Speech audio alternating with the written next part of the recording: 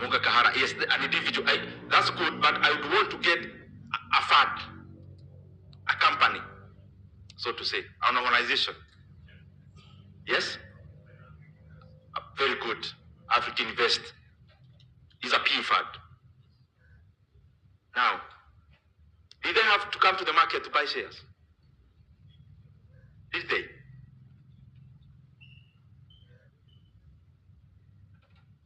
You could remember when equity grew, when it actually now started being a local bank. Some of you, do you remember a time where or when Herios Capital invested in Equity Bank? Herios Capital is also a PE fund. Did they come to the market to buy? They didn't. What I'm trying to say, we all have the money to play in that league in this hall. Let's use our might for the benefit of growth of these companies and the growth of our money. And how do we do it? And why do we do it? If you look at even in terms of individuals and companies who have grown, take a person like Peter Thiel in the US. He invested $500,000 only. $500,000 in Facebook at the early stage. Okay, he sold along the way. If he never sold his equity, he had a 10% in Meta, Facebook. The current value as we talk today, 10% of Facebook would be around 150 billion US dollars. Now, I'm provoking ourselves here. Even as you invest in those assured things, which we may have realized they are not as assured as we think, can't we also have a significant amount of money where we are funding growth companies, antelopes? So that even if you fund in 10 and only 5 works, they give you profit more than all the money you have in T-bills and boats. And don't tell me about law. That's why the regulator is here to tell you laws are dynamic.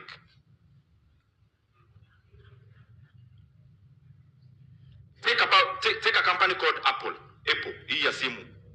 There's a guy who was called Mike Makula. I was reading the other day the biography of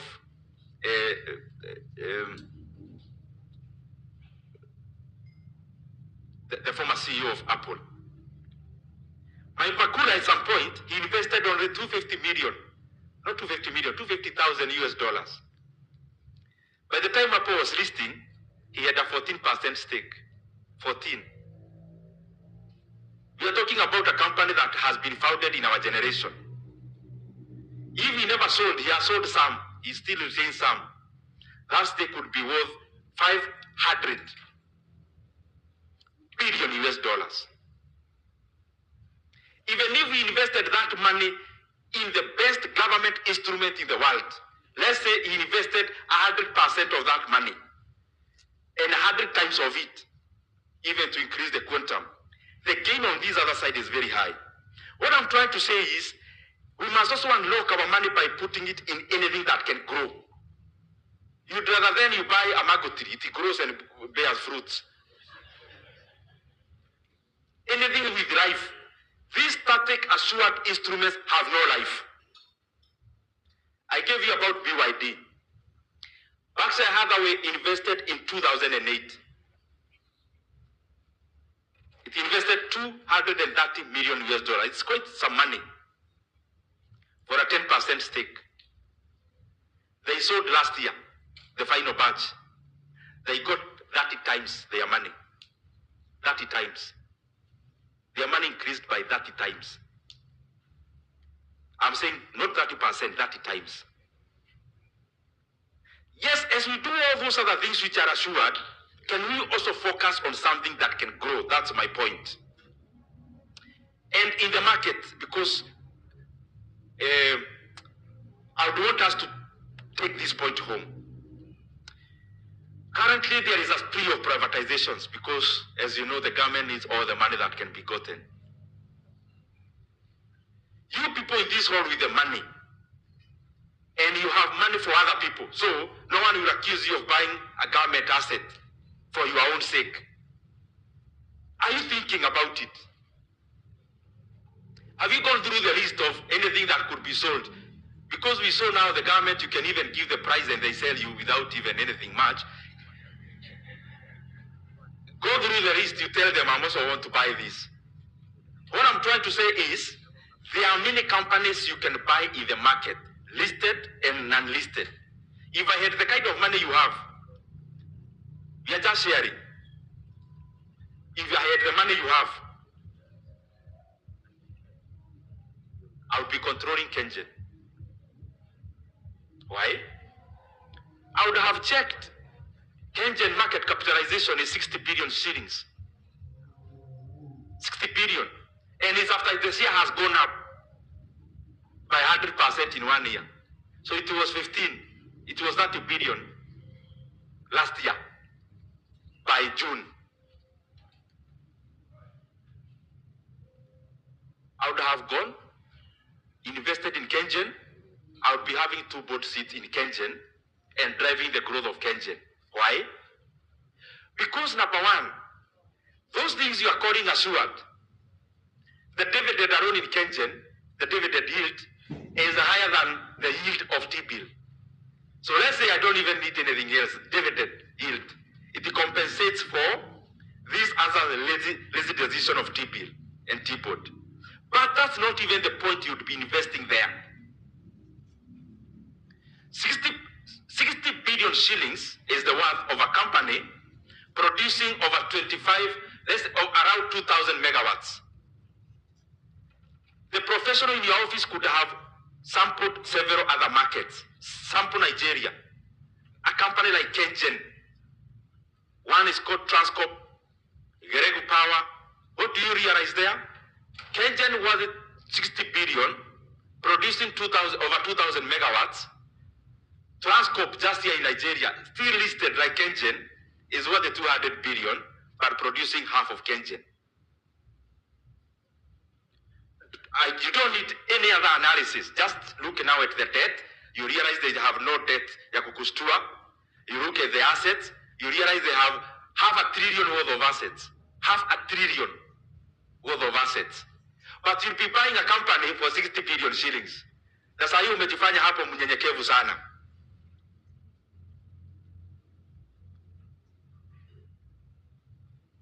I am very passionate about these things, so when I talk about them and you see like shouting, is because I need to shout.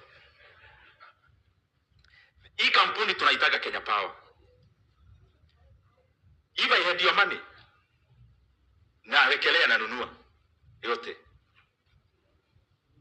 Why? Number one, you buy a utility company. And we are not talking about things that are impossible for the people in this hall. You have the money to buy it tomorrow, yote. You are talking about a company, if you buy it today, you'll pay 29 billion, yote ikue yako. But the profit per annum, the recent one, was 24 billion. I know you think I'm wrong. No, I am right. Have you ever seen such a company? Ati, to buy it today, you'll buy it for 29 billion. And you'll now be saying, Ledia Mashalia, you're the owner of Kenya Power. Yote. Yani anakuangalia anasema tutawekea stima huyu. On a light note. So, Berkshire Hathaway of Kenya would be doing those kind of things. And you can create, whether you're a pension manager or what, you can create a number of investments that can do that. And you don't put not too much of your portfolio in terms of size, percentage. A small one will do others. You buy a company for 29 billion, which is making for you 24 billion in only 1 year as net profit. And given the inefficiencies of it being run as a parastatal, can you just imagine? If you bought, you are now running it, you have sufficient board membership, you just go there and say, from tomorrow, this company is no longer buying transformers. We will list people where customers will be buying transformers for themselves directly. You go there because you are controlling it, because you are the Berkshire Hathaway of Kenya by that time. You say, We are the new owners. We are no longer going to be buying poles. We will list pole companies. So if you want a connection, you go buy directly. What do I mean? You will stop now Kenya Power selling to customers a pole at 15,000, which them themselves, they buy at half the price. They'll give you the permission to go and buy it directly. And then you remove all that procurement manenos from Kenya Power. It goes directly to the market. The company becomes so efficient, you will make 50 billion in your first year as the owner. You return all your money in 1 year. And then hingine, unaokota tu for free. I would have gone to the market if I had the kind of money you have. I would be in the market. By the way, currently in Kenya, you don't need to buy a company off the market. All companies of the market are more expensive than the one in the market. That is why a share of Family Bank is more expensive than KCB if you compute. Because they are not listed. They'll be listing, yes. But the shares of unlisted companies now are more expensive because our market has been bearish for a long time. So even when it is bullish for a few months, it is still bearish. I would have gone to a company like Diamond Trust Bank. I would have gone to talk to Aga Khan if I were you. Tell them we can make a deal. Why? Because this is a company, a bank, a full-fledged bank, a regional bank, not even Kenyan, with core capital of 100 billion shillings. Core capital, or shareholders' funds, over 100 billion shillings. But in the market, you are buying it at that price. That. Their dividend yield is the same money you get from T-bills. Now, hizo vitu zote, hujahesabu capital gains, which you are likely to get. So you go, the same money you are to put to T-bills this month, pereka huko, patafuta the owners, weka huko, pata ka stake ya 10%. The dividend alone will compensate for that other decision. But that's not even the reason you are investing. You'll be investing for the upside of capital gains and the growth of the company. You pump in, let's say, 10 billion there, you get a sizable stake. That money is used to grow and grow and grow the company further and further.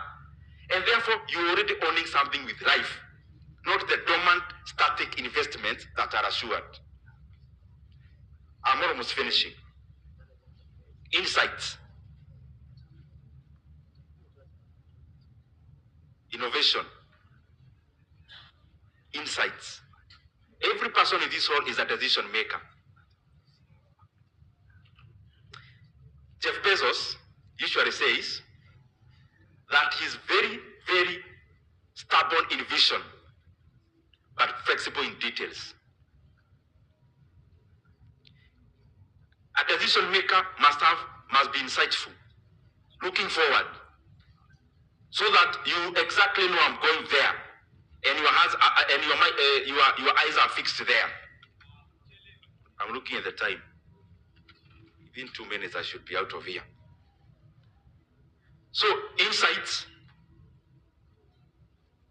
All decision makers who run various companies here, of course, it's your work to set the goals of the company. And there are things we are told since we were in primary school. Set goals, at the smart, specific, measurable. The goals of a CEO or a fund manager must be different now. Of course, you have assets under management as your goal, the threshold. But can we expand further? Can we expand further too? Must we actually all be competitors? How many fund managers do you actually need in Kenya? Fund managers, I have put everyone who deals with money together. How many do we actually need? We need many, yes. But is it possible we have some few major ones which can colonize other regions? Is that possible? Because when you have so much money at the management, you see, like I usually see at the BlackRock announces to open an office in Nairobi. They have not yet opened. It becomes news on Bloomberg. even thinking they are opening an office in Nairobi. And you are here, no one even reports you. Women have never known you are here. Because of size and scale. So part of the goal setting is to know, many times even in politics we are trapped, just as in business, in something called prisoner's dilemma. Prisoner's dilemma is an analogy given in prison. Even in areas where people should collaborate, even when it makes no sense for people to collaborate and talk in one voice, even after analysis have shown collaboration is better, you still want to finish the other person even before you collaborate. You say, yes, we may collaborate, but let me finish him first. Then a vicious war starts. Vicious war starts, you get finished, all of you. So there are some goal setting that may involve, okay, this guy, we fear them, they are very good in this thing we are doing, and we are competitors. Maybe it makes sense for us to collaborate other than compete. Maybe we can end up making more money, spending less in advertisement and marketing, spending less in cutthroat margin competition. Maybe it's your business to think about that. Lastly, in terms of strategic governance, I would only highlight 2 points there. Of course, being strategic is your business. Strategic, thinking macro. There are some things you must not delegate, even as the boss. The sequence I talked about. Because the person you have employed in your office is a fresh graduate. They have worked for 2 years. It's your business to know there was a financial crisis in 2008, and there was a tech bubble a few years before that, and it's your business to know we are likely to get one soon. That sequencing saves you a lot of investing money. There is something I am mentioning Berkshire Hathaway a lot because I read about them, Charlie Munger and Warren Buffett. I read about them a lot. So around 2007, 2008, how was it? They had piled billions and billions of dollars, and the market was deriding them. The markets thought they were so clever. The markets, and this was this. Hawaii. So the guys were piling money. They could go to AGM. The guys rise up. They could seek for a chance to speak.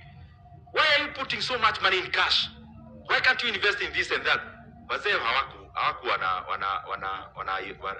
were not being pushed. So they had already done the analysis given the previous years, and they knew somewhere here from 2006 they were already piling money. But you are piling money when the market is so bullish, because the crash always comes after a bullish market. There is no crash when there is a bear market. Crash only comes when it is bullish. So it means you are already losing some opportunity cost. And the people would wonder, why are you not investing? The shares are going up too much. 2007 to 2008, the market crashed. Those wazes took up companies for free. They were being begged. A bank like Bank of America, which had to merge with Merrill Lynch, they were begging waze. Do you know why they were begging them? Just to invest even $1, because the market would have confidence by Warren Buffett investing even $1 in them. So they invested, got huge stakes in many companies. They were what you call as a fagia hivi. So that strategic decision making has to be with the bosses of the firms who are here. Even those guys, they never, if you go to the Berkshire Hathaway's office, they don't have actually any expert. Those two others used to be the experts. One is late. The other one is actually, I think he retired this December. Work on a 12 staff. Company worth more than $1 trillion US. With more than 200 companies. I'm not saying you get sacked, you guys, What I'm saying is that the owners of the companies, the leaders, they have their role to play in strategic decision making.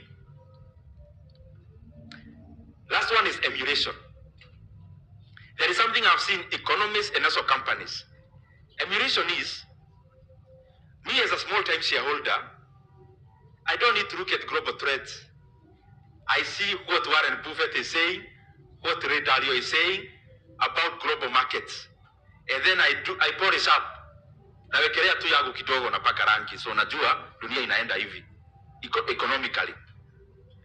Because they have money more than me to invest in R&D, in their, in quotes, R&D, in their formulations of whatever they need to know the predictions.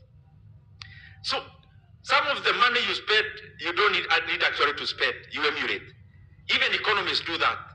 For Kenya to grow, we don't just wake up and say, we want a Kenyan model. No. We can look at models that may work, that are close by, either in a kama Kenya, so that you don't have to experiment too much. For example, one experimentation I'll never do, people in this hall. From today, I would go and take stakes in the NSC without thinking. Why? Because there is no way you are going to get a cheaper company outside than inside the market. Because the market has been bearish. And it's a buyer's market. When it's a buyer's market, why are you looking to buy something in outside? Do you know why I'm saying it's a buyer's market as I finish? Some people are asking me, tell us, we unanunua KPC. Nimeulizwa na watu wengi hivyo sana. Unanunua share pipeline. I can't tell you what to do. Because markets, you can, even your own stockbroker cannot tell you what to buy. Because they can tell you in good faith, and then the market misbehaves. Because the markets are not just fundamental. But I want you to take on this. I'm just trying to make a point on why listed companies are so cheap. Let me use Kenya Pipeline. It's not yet listed. Iweke hapa. Do you know anyone with an idea it's valued at how much? At the IPO valuation? The whole company. Even if mnaweza go hata nyinyi saa hii kile mnaniangusha kiasi.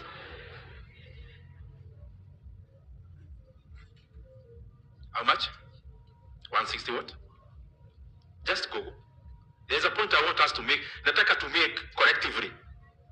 Madam Director, please come help me. There's a point I want to demonstrate. Unajua nimekuwa nikijiongelesha hapa. Nataka, there's something I want to push in. Kama conversation. You see the conversation mutakuwa nayo jioni. I want us now to stop now the lecture. We come to a conversation. Please come help me.